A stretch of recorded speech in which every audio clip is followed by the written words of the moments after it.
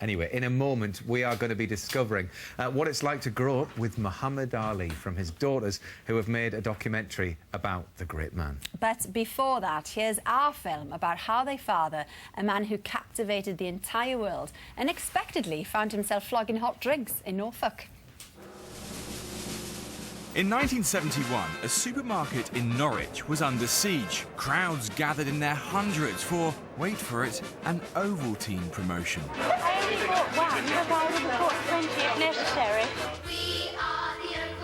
But it wasn't just the multi-beverage creating such a hysteria. You see, Ovaltine had shipped in a celebrity, and not just any celebrity.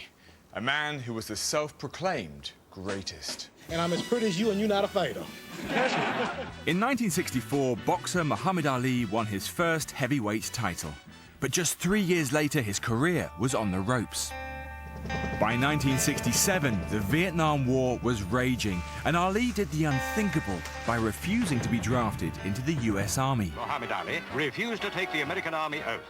After citing his religious beliefs, the American public turned on him, and the boxing authorities stripped him of his world title and boxing license. For 3.5 years, Ali was unable to earn money from his sport. And even when public opinion about the war turned his way and the boxing authorities relented, things still didn't go to plan. Ali's 1971 heavyweight title challenge against his greatest enemy, Joe Frazier, ended in defeat, his first ever. And whilst Ali remained true to his religious principles and refused to endorse alcohol and cigarettes, well, a boxer's still got to eat. And along came an offer from Ovaltine. The Vietnam War wasn't as politically contentious in the UK, so over here Ali could still count on his reputation. It was Ovaltine that had the image problem. A bedtime drink associated with the 1940s, it needed someone who screamed 1970s cool, and Ali's sporting loss became their game. Ali arrived in Norwich by train to be greeted by hundreds of fans at a local supermarket. With so many people trying to get a glimpse of arguably the most famous man in sport, Ali's security team needed a little local help. Former boxer Les King was a bouncer at Norwich's Washington Club 400, and he was tasked with escorting Ali into the supermarket. All the people would be expected to go in the front, and he was coming in the back, which was all kept secret.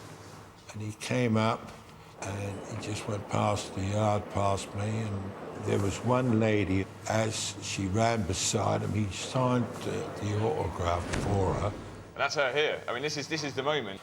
Was that you? That's me there, yes. I'm very pleased I had the privilege to meet him. That was the greatest. Well, he was the greatest, wasn't he? And Ali did not disappoint the crowds, turning on his famous charisma. Peter Smith was 16 years old at the time. Well, in Norwich had never seen nothing like that, as in a star. And he was a star. And then when you got inside, what actually happened? We're standing there with all the old ladies with the headscarves on. I'm there with my mate, Mickey Romanus, and his nose is pushed like that. You think he's a boxer. And of course I'm going, all right, Ali, Mohammed. And he kept looking, and he suddenly sent out a jab like that. And that knuckle stopped a half an inch short of my friend's nose. I went, oi, come on. And he jumped out and done a bit of the Ali shuffle. After that, we just moved along, and the BBC went, who's going to win the fight? I think it's Howard. It'll be Fraser. He will. Easy. Yeah. I shook the hand that rocked the world. I never would have had no reason to come here if it wasn't for working with Ovaltine. I'm glad of that, because I never realized how many people I had following me. When Muhammad Ali came here in 1971, he promised locals he'd shock and amaze them when he dropped Joe Frazier. And he did, not just once, but twice. Beating Frazier in 14 rounds at the Thriller in Manila. It assured Ali a place in sporting history, but he's yet to return to Norwich. And I like Ovaltine, and I like your style, but your pay is so cheap, I won't be back for a while. What was so cheap? What a character he is. And please welcome Muhammad Ali's daughters, Maryum and Hana.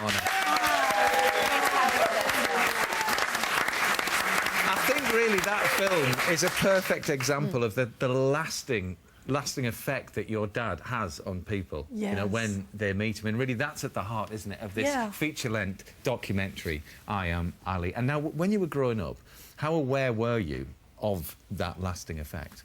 I was 3, 4 years old when I first realized my father was great.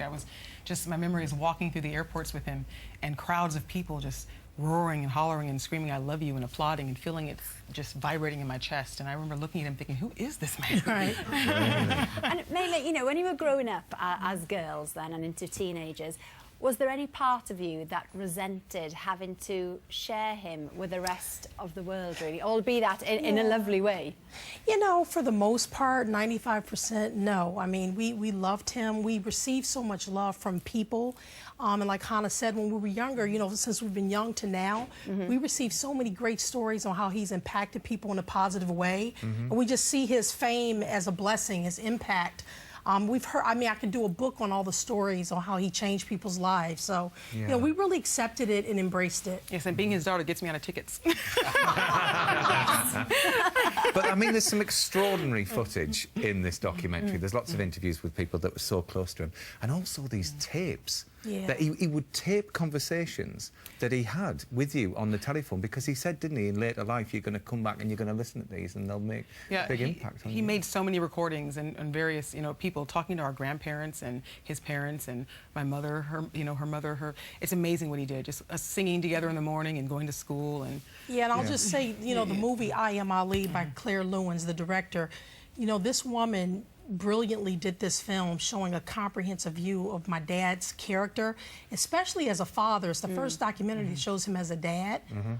So a lot of people walk away with tears just because of the family-child dynamic in the movie, and you don't expect that in a film about a boxer. You know, we saw 60 seconds clip and we knew that she was the one, you know. It is a phenomenon. And as you say, it shows him as a very hands-on dad. But one of the first things in the documentary that becomes clear from your point of view is that you were understandably frightened of him when he was boxing, you know, frightened him going to box. But you used to go and watch him, so what was that experience like then? Yeah, I mean, I'm the oldest, I'm 46, so I went to some of the fights, and I remember the fights, and in the film, he calls me, you know, he's this worldly figure, and he calls me up, an 11-year-old, says, I'm going to fight again. This is towards the end of his career, and I was like, no, Daddy, you're too old. You know, so it was easy in the beginning, but towards the end, it was hard, because a lot of people wanted him to retire, but he's his own man, and boxers usually retire when they're ready to. So... Yeah, the last fight was the hardest. I remember seeing my dad. I was 5 years old after he lost his last fight, and he was just sort of sitting in the edge of the ring, and he was bending down, and he had his white robe on. And I think it stands out in my memory because of how sad he looked. And he saw Layla and I run up to him, and his face lit up. But I remember that look. You know, he knew it was over. Yeah. And it is. I mean, we were talking just a little bit earlier on about that connection that you had, you know, father to daughter, and those wonderful little conversations. And we're going to hear one right now, a very special moment between the pair of you. Here we go. Everything God made, cows, horses, the moon, stars, ants, everything has a purpose.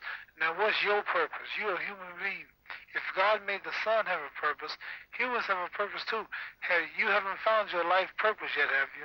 Yes. If everybody's born for purpose, what do you think you were born for? To make people feel better, to fix people up. That's good. That's good, Maryum.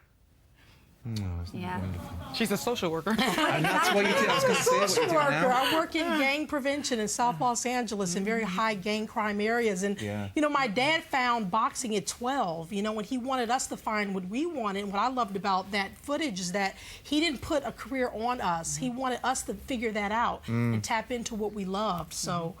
What comes through to me overall, everything there, is that the boxing is almost secondary, and he was kind of using that as a stage and a platform to be able to connect with the world at once, because he just had this gift, didn't he, to be able to work people out. And I think that's kind of how he beat his, you know, all of his rivals and what have you, because he could work out, he knew their strengths, so then he worked on their weaknesses. Right. He said that more than once, that boxing was just a platform to introduce him to the world. You know, there's people all over the world taking stands everywhere, and you don't know when knows their name, but he had a platform, and he had a voice because of it. And people from all over the world, of course, met him. We've got a phenomenal Yeah, we amount have of great photos response. that's come in tonight of some of our viewers who've met him over the years. Look at this little one. Now, this is Emma Graham with Muhammad Ali when she was 2 years old, and Ali visited Coventry to open the chippy for his old sparring partner. So adorable. Donna sent this in of her late father-in-law, Jerry, who met your dad, Ali, in Glasgow in 1967. I love it. There's Sandra Duff from Ilkley with her husband, met Muhammad Ali at a club opening in Manchester. And my dad actually met him as well. 1977 it was one of those audiences with. And he went there with a question. He said, oh, you know, do you do any other sport? And your dad said, oh, you know, I don't, but I should really concentrate on that. And then he said, but actually, can I ask you a question? So he actually flipped the interview around and he said to me, Dad, what's a Geordie? Because he was there to meet the Geordie, so it all went forward from there. And thank you, girls, for coming in. And please pass on our regards to your dad as well. Thank you so much. Thanks for having us. Now,